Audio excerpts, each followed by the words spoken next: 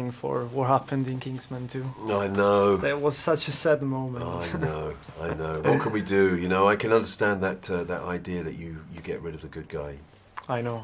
But that's such an amazing scene. Thanks. Sivana is a bit like the opposite of Shazam because, you know, Billy Batson's got some problems and finished business with his mother, while Sivana has got some problems with his father. Billy Batson is also worthy, while Sivana is not.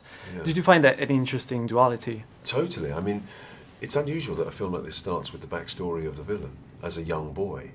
And the fact that he comes from the so-called perfect family, you know, and chooses the dark side is an interesting comment that the film has to make about, you know, family and what's truly important, especially, as you say, because Billy's been deserted by his mother, yet he becomes the champion for good. So I love it that there's that little debate going on in the movie underneath all of the rest of the stuff that comes with the superhero movie.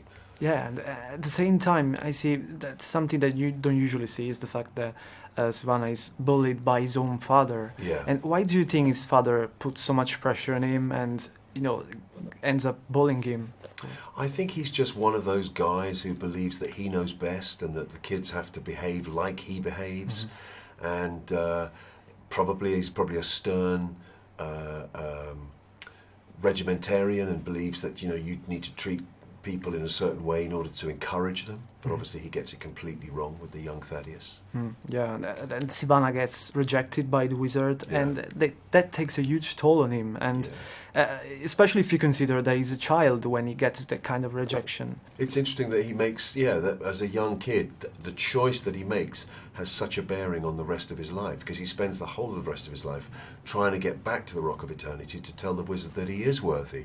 But because he's spent the rest of his life being bullied by his family, and that feeling that he was rejected, which he says to Shazam in the Rock of Eternity, must be a very powerful thing. And I think, you know, there's some room to feel sorry for the guy, even though he's completely evil. Absolutely. And there's also some darkness here, but at the same time there's also some humor, especially with Shazam in relation to Shazam. Yeah. I think that one of the most hilarious scenes is the villain speech. Yeah. Was there also fun to shoot? I mean, did you have a whole speech that you did? Yeah. So I knew what it was going to be. I did have a whole speech, obviously, that you cut out of when you cut to Shazam. Yeah.